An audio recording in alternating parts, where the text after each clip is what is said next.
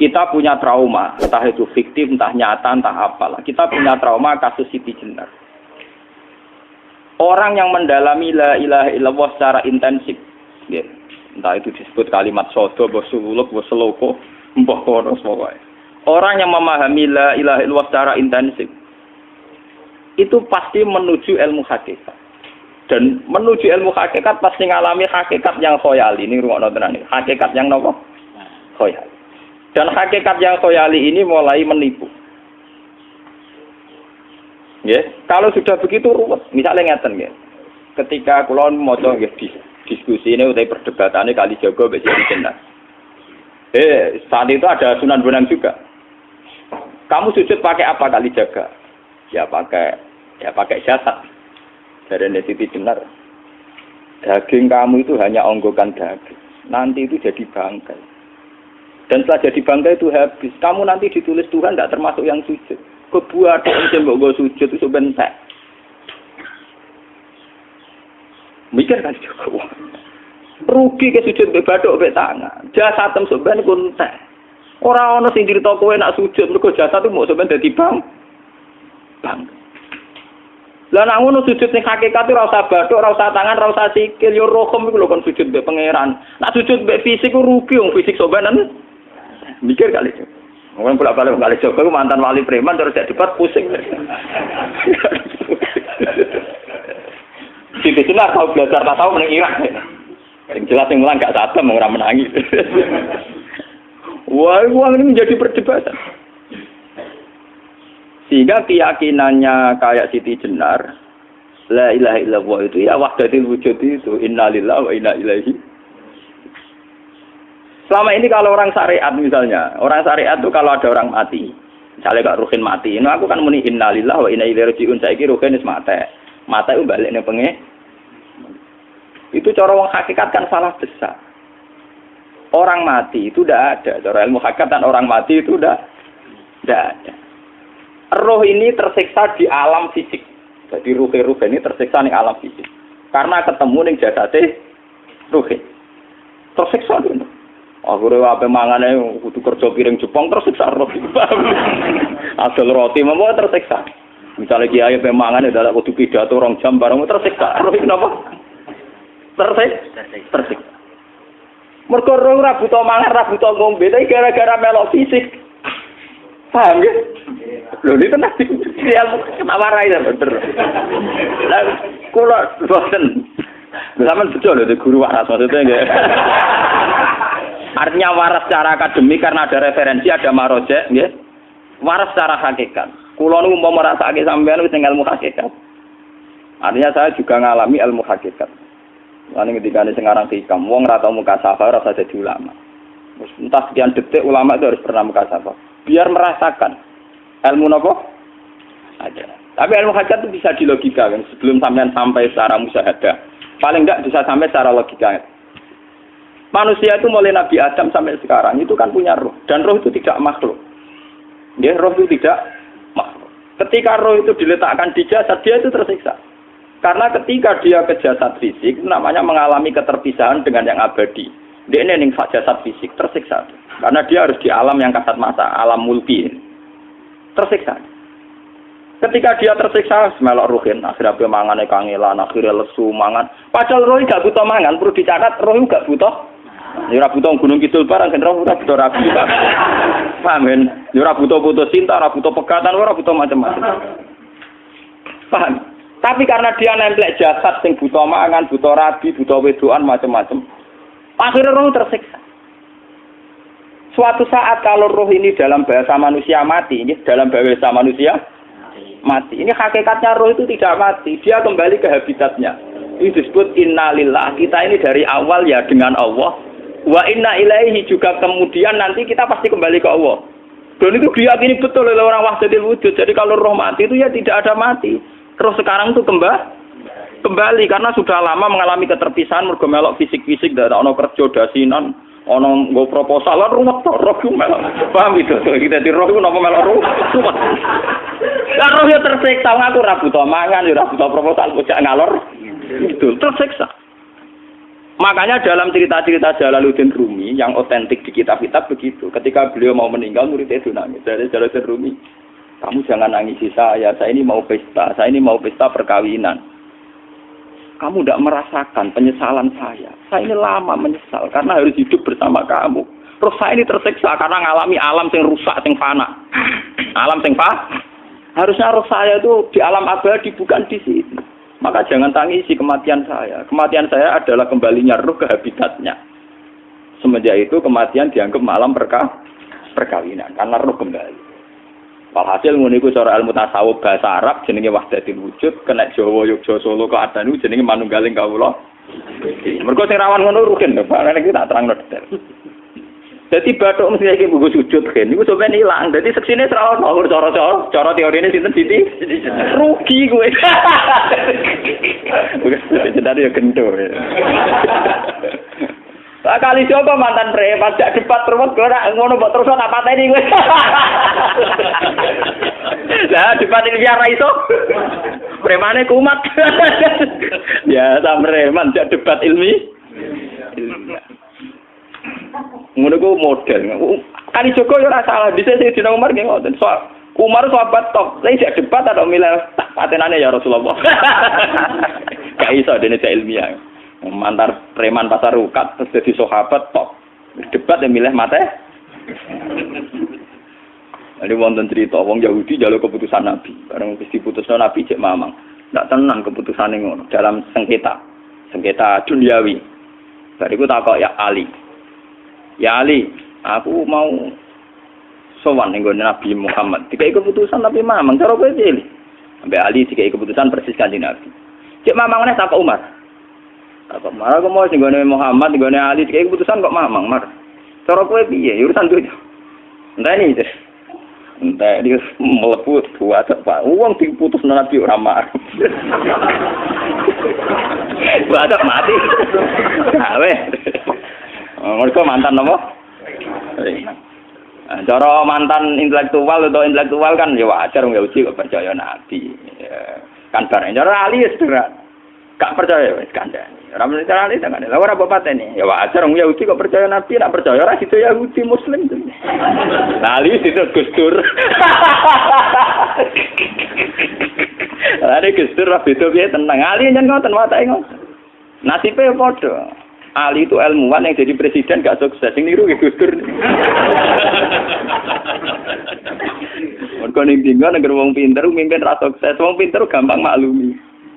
Lah misalnya kita jadi kiai wong pinter. Pak Yai santri ini pacaran. Maksud itu jangan langsung wedok.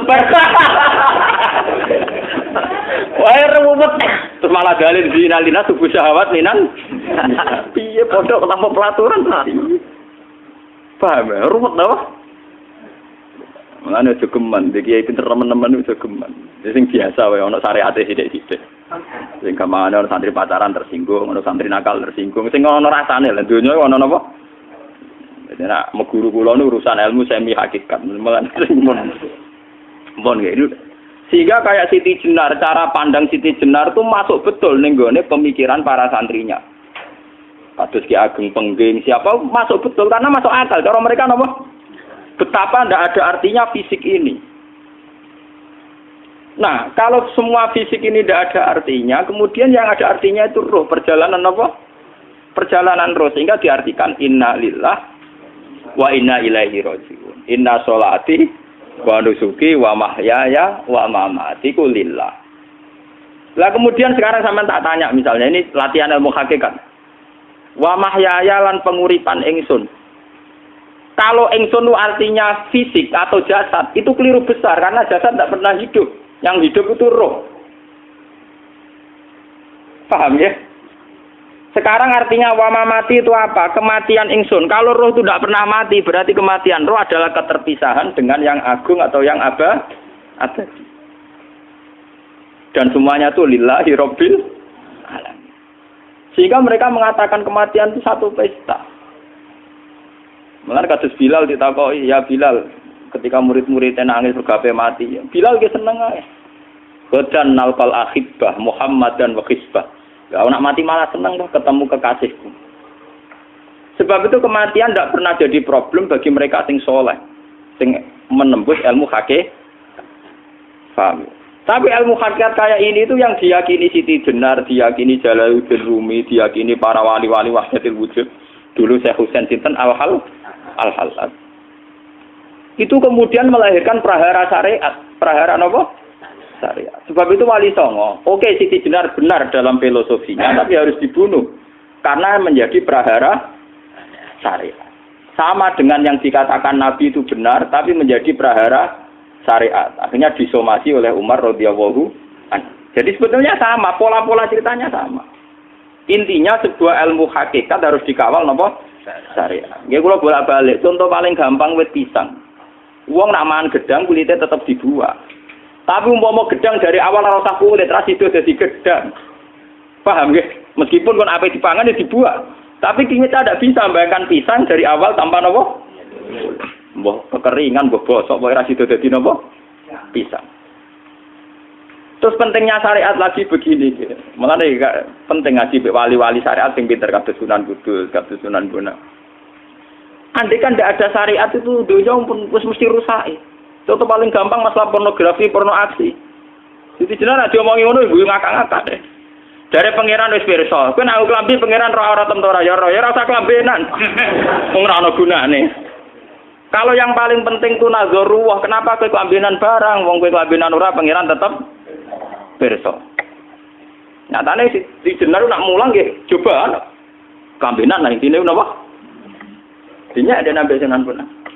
Nah kowe percaya kabeh nazarullah ora usah napa? Klambenan. Tetapi teori ora usah klambenan iki dinggo tenan. Mulane nek pas do wiridan aliran sesat ciri utama. Kira klambenan tenan. Lah ruwet to. Lho iki tenan iki cerita. Iki pentingnya ngaji nggih. Ben sampean ngerti variasi riwayat kemudian kita orang syariat harus kayak apa, kemudian kenapa menjadi aliran wahdatil wujud. Lah terus kita ini kan orang syariat. Memang kelemahan orang syariat itu akeh kok sampean-sampean siji mesti ra kramat. Modele ora di duwe bingung, rumet. Urip wong syariat lho apa? Dineng bojo wedi, dineng tangga wedi, pengaruhe menurun. Pancen orang syariat itu banyak kriminal tauhidnya itu memang jelas. Malah kiai-kiai fikih nak ketemu kiai-kiai sing setengah jadah wedi mergo iso nebak atine. Dene meriang langsung. Sing kiai ora tau salat keramat padahal ngambungan wong. Sing dina salat pas waktu kok ora tau keramat. Wong ape buah utang tanggane keramat apane? Sing kono ngawur-ngawur sowan pirang. Meriang mulai wong syariat ngadepi wong hakikat napa? Mulane jogeman dadi wong syariat sing ngene iku bahaya. Nah kula mboten ngarah. Sampai dadi wong syariat sing ra keramat. Bahaya sekali itu bagi perjalanan agama. Kalau sering ketemu kiai-kiai yang terkenal keramat di Juwaduk tiang-tiang hakikat. Ditantang kanca-kanca kula wani, nah tantang aku tetep rawani kok. Mikir deh. Karena orang yang sama-sama ke jalur hakikat tetap punya alamat, tetap wonten simahum fi wujuhi min asaris sujud. Cara pandangnya mesti sama. Kalau nanti ketemu murid, ya artinya yang ikut aliran Siti Jenar, dia ada sholat, ada apa, hidup di satu tempat gitu. Padahal dia bisa baca ihya. Dulu pernah mondok di Mekah, pernah di Irak. Itu ya meresahkan para kiai. Kemudian sebagian mereka minta saya suruh ketemu. Ya walhasil kalau ketemu pertama ya. Jenengan Gus Ba. Tapi zaman roh jenengku teu pernah tak arani muka sapa. Nggih biasa mawon. Kula ora usah kenal jenengan nggih kenal. Dadi kula nggih biasa mawon. Lalu pernah ngajar ajaran saya Gus ning donya tak enteni mau turu-turu ngenteni mati ngono Gus kok repot. Ijaban kula terus ya. Sampai jare wong hakikat wong ngenteni mati bareng. Ya mati yo saiki iku. Ora usah ngenteni saiki padha-padha wis napa? Wis mati. Ya saiki wis padha-padha wis urip.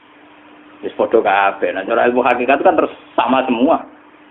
Napa? Sama semua. Tadi makanya itu tadi. Kalau baleni malaikat, logika hakikat itu begitu ya. Roh itu ditiupkan oleh Tuhan ke kita. Kemudian roh karena ikut alam fisik, alam jasad, roh ngalami yang kita alami. Nggih. Ketika roh ngalami yang kita alami, dia tersiksa. Nah, ketika roh sudah terpisah dari jasad yang mengekang, yang memenjara ini, dia senang terus kembali ke Tuhan. Ini disebut innalillahi wa inna ilaihi. Lah jasad ini kemudian menurut ilmu hakikat enggak ada gunanya sama sekali total. Hilang di telan tanah. Lah kalau begitu jasad iki nak mbok agul-agulan. Gusti bathuk kula tak nggo sujud tangan kula ndi buktine tangan wis ra ono. Bathuk wis ora. Mulane dari Siti Jenar, hanya wali bodoh kayak kalian yang punya ajaran bodoh begitu. Malah rasupan terus. Mulane Sunan Kalijaga semangat kon mateni mergo tambah omongane glodro dindi. Tapi yang enggak disadari Siti Jenar yaitu tadi. Inti dari ilmu hakikat itu kan tunduk sama kersane Tuhan. Kalau sudah tunduk pada kersane Tuhan, kalau kersane Tuhan roh kita harus di jasad. Dan wujud jasad kita ini juga karena kehendak Tuhan. Kenapa yang wujudnya jasad yang karena kehendak Tuhan engkau ingkari? Sementara wujudnya roh tidak kamu ingkari. Toh wujudnya jasad ya bi iradatillah wa bi masyiatillah. Wujudnya roh ya bi wujudit bi masyiatillah wa ira. Harusnya fungsi jasad juga harus kamu akui toh Siti Jenar. Wong sekarang kita punya jasad ya bukan karena kita, karena kehendak Allah. Kenapa kamu ingkari? Berarti kamu mengingkari kehendak meneng Siti Jenar.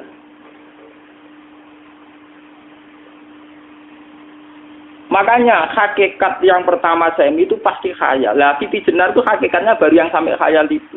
Jika dia tersesat. Sebetulnya kalau sudah hakikat beneran itu tidak perlu khayal begitu. Artinya tidak perlu khayal jasad kita sing senajan ora ana gunane ini. Tetap piye wae wujudnya karena kehendak Allah. Juga kita harus terima. Apapun kekurangannya, apapun kenaifannya, ironisnya harus kita terima. Ini sebagai bentuk penerimaan kita pada masyiatil. Begitu juga keadaan roh kita sebagai penerimaan atas masyiatil.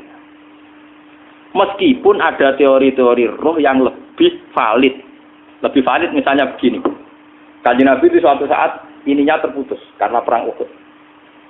Itu Kanjeng Nabi dolanan drijine ini. Napa cara niki napa jari jemarine Nabi putus. Iki dolanan.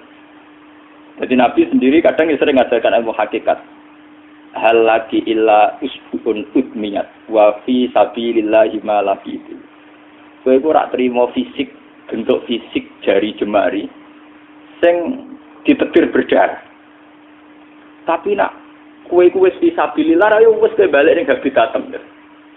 Sehingga kenapa para sahabat itu ketika dicincang, ketika putus tangannya, putus kakinya, sahabat yang usul ke ilmu hakikat itu malah senang. Karena jasad kita ini kan ila sabilillah menuju jalan Tuhan. Sekali dia sudah terluka fisabilillah itu sudah menemukan formatnya. Cara teori Cina sudah menemukan formasinya. Paham gitu? Orang kok malah ngeluh itu berarti goblok kena ngeluh. Paham tak? Paham apa? Jadi, makanya Nabi ngertikan ya itu sudah ketemu formatnya. Ketika rohnya para syuhada nanti kembali ke Tuhan, ya ketemu formatnya lagi.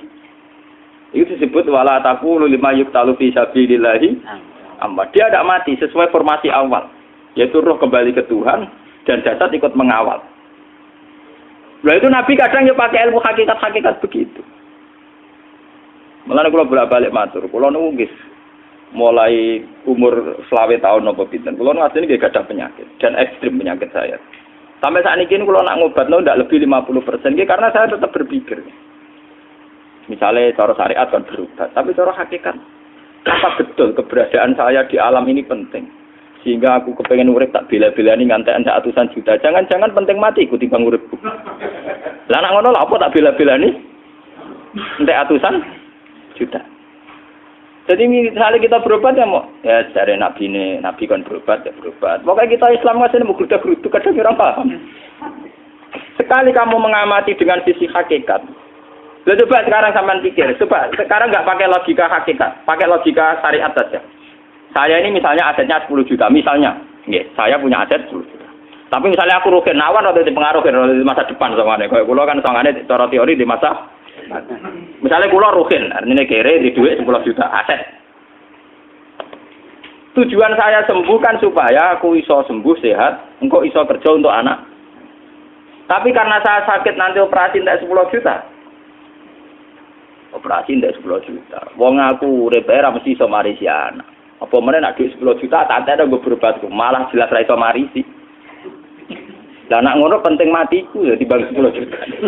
Karwan iso diwaris langsung. Sementara anak aku mari dibiayai 10 juta, rong mesti mari 10 juta mesti entek. Artinya tidak ada jaminan kalau berobat itu secara visi ke depan lebih baik. Soalnya malah ngentekno donya nggak jelas akibat positifnya. Misalnya tetap lumpuh, duwe teori loh. Bahwa artinya apa? Teori hakikat tetap lebih benar bahwa hidup itu tidak ada artinya. Semua itu tidak ada artinya. Berobat apa enggak berobat semuanya tidak ada arti. Teori loh gini. Sehingga kalau kita tengah-tengah aja tengah-tengah. Kasus kula misalnya lara nggih berobat. Gusti separuh kalau ngelakoni syariat, tapi sebagai kalau ulama kekeh, separuh kalau lakoni apa? Jadi kalau tetap buatan ngarah obat 100%. Tapi orang ngarah berobat, orang kalau tiang apa? Syariat. Tapi memang faktanya itu begitu. Cara Kanjeng Nabi kadang Kanjeng Nabi berobat. Kadang Kanjeng Nabi wis nikine tercincang digeguyon. Wah lagi illa usbuun udwiyat. Ora kok driji sing gak melok-melok. Nah, bukti bahwa jasad ini begitu tidak penting. Kayak Sayyid Hamzah. Menurut Sayyid Hamzah nganggep wahyu bentone ra karuan. Kalau teori Siti Jenar itu benar, teori Jalaluddin Rumi benar. Benar teorinya lho, ora kok ra salate lho, nggih. Maksudnya kok nganut ra salate. Benar cara analisis roh. Ketika Sayyid Hamzah dinyatakan mati oleh manusia, oleh hukum manusia dinyatakan mati karena dia sudah tidak bergerak. Dalam teori hakikat kan rohnya Sayyid Hamzah sudah fi khawasili tuyurin khudrin. Rohnya sudah diambil Tuhan, tidak mati. Paham ya? Ketika rohnya Sayyid Hamzah sudah diambil, jasad ini sudah tidak punya rasa. Sekarang secara syariat kasat mata kita tahu, wong jasad nak diinfus, di sayat-sayat dioperasi ora krasa. Apa meneh saiki ruhe wis bisa. Lah ya jasad itu cek gampange, dioperasi dibius saja terus tidak kerasa. Apalagi rohnya sudah diambil. Lah saiki bayangkan. Ketika Sayyid Hamzah itu sudah di atas, niku kira-kira delok wahsi ra wong bentuk. Lho wong kok baca igabus. Ketika jasad benar-benar tidak penting, kemudian jasadnya Sayyid Hamzah kan dicincang oleh wahsi. Ketika rohnya sudah diambil kan Hamzah tidak merasakan. Berarti Sayyid Hamzah guyu-guyu wahsi. Wahsi cek bentuk nih gabus dicincang. Paham ya? Lho niki tenan. Artinya ketika pandangan manusia iba kepada Sayyid Hamzah karena dicincang, dimutilasi oleh wahsi. Wahsi tidak mengalami Pak Sinten, Sayyid Hamzah tidak mengalami apa-apa karena rohnya sudah bersama Tuhan. Dan iso wae Sayyid Hamzah malah guyu-guyu wahsi. Cek goblok gabus kok dicincang. Lah nak ngono rak mirip, makanya dalam hal ini itu dalam teori roh itu sebetulnya Siti Jenar tidak sesat dalam teori roh. Tapi jangan katakan itu penemuannya Siti Jenar. Siti Jenar itu terlambat. Sebelum itu ada Husain Al-Khallas, sebelum itu ada Jalaluddin Rumi, sebelum itu juga ada sahabat, ada nabi. Cuma cara aplikasinya Siti Jenar melenceng. Jadi jangan katakan kok tak kampus-kampus, itu pendapat Siti Jenar itu malah goblok meneng. Siti Jenar itu sanut, paham nggih maksud apa? Wis anut. Nah, teori yang sama terjadi pada Yesus Kristus. Ketika Yesus misalnya secara lahir dicincang, dimutilasi, diapakan oleh orang Yahudi. Sebetulnya rohnya dia sudah bersama Tuhan, kembali ke Tuhan Bapa, nah cara Kristen. Nah cara Islam ya balik ning pangeran. Andaikan itu iya, itu ya tidak ada masalah karena hakikatnya dia tidak dicincang, tidak dibunuh. Andaikan iya lah, tentu menurut Islam yang dibunuh Yudas atau siapa itu yang masuk piala. Tapi sama sebetulnya teorinya sama. Kalaupun iya tidak ada masalah. Oke, kalau misalnya Nabi Isa karena ada kontroversi menyangkut dia atau Yudas. Sekarang yang Zakaria dan Yahya. Zakaria Yahya itu dicincang betul oleh orang Yahudi, matinya dimutilasi. Tapi dia tidak apa-apa. Karena ketika beliau dicincang, rohnya sudah diambil. Ini rumah tenan kan, ben kira untuk kendel mati paham kan ya. Jadi maksudnya ini kalau ajari nak mati itu tidak problem. Ini kalau urip mati loh. Nah ini bersamaan paham ya.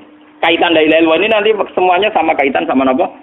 La ilaha illallah. Ini nanti ujungnya sama dengan la ilaha illallah. Begitu juga seterusnya. Misalnya Yahya kalian sinten? Zakaria. Ketika Tuhan ditanya, jadi tenggene alam malakut pangeran ditakok, ya Allah, Yahya dan Zakaria itu kan hamba pilihan engkau. Ketika dicincang kok jenengan biarkan. Endi Yahya Zakaria dicincang? Aku iku ora goblok dari pangeran. Sedurunge dekne dicincang jasate ruhe tak jupuk. Dadi dekne ora krasa blas. Begitu juga ning tafsir-tafsir sampean lihat wa Maryama Sayyidah Maryam yang istrinya Fir'aun. Itu kan dia iman sama Nabi Musa. Asiyah, ya. Asiyah imro'ati napa? Fir'aun. Asiyah imro'ati Fir'aun, ya.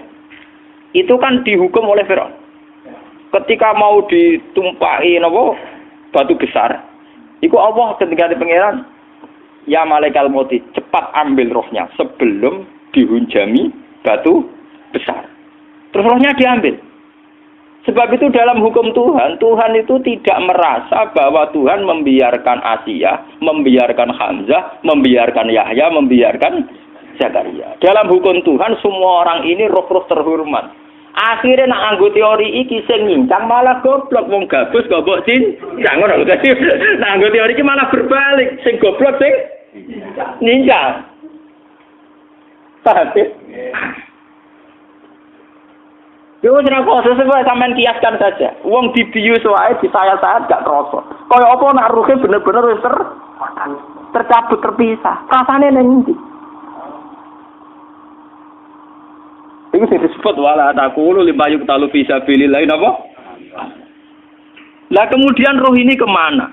Nah, roh itu sudah menyatu dengan kalimat tauhid. Mesti roh itu bersaksi la ilaha illallah. Itu sing disebut ning alam roh ketika Allah tanya alastu birabbikum mesti qalu bala. Mesti mereka jawabnya apa? Bala. Karena alam roh tentu lebih mudah bersaksi akan keberhadiran dan keeksistensi Tuhan Allah Subhanahu wa taala. Paham ya ini zaman penting. Nah, ketika kalimat tauhid sudah menyatu kayak begini, itu mesti kalimat tauhid sing mesti langsung untuk swarga. Itu dimaksud Nabi mustaiqinan biha qalbu mukhlishon biha qalbu. Ati itu qalbu kan nggak bisa kamu artikan jantung atau liver kayak teori modern sekarang. Misalnya qalbun itu apa? Jadi kiai qalbun itu jantung. Nak ngono beda mek liver. Lah nek liver apa kabidun niku akal-akalan aja padha ora paham. Bahasa kolbun, fikrun, aklun itu sesuatu yang misteri. Roh ini kemudian dengan kalimat tauhid sudah menyatu disebut mukhlishon biha kolbu. Ada tingkat kemurnian hubungan roh dengan kalimat tauhid. Lah kalau begitu pasti dakhalal jannah. Karena tidak mungkin kalimat tauhid kok di neraka. Lah ini ngomong masalah-masalah hakikat. Wong sing gak tahu petualangan hakikat, momene sing sering bingung bakas duit, bayar kredit, utang jatuh tempo, ora usah melok mikir, utek wis entek go mikir duit.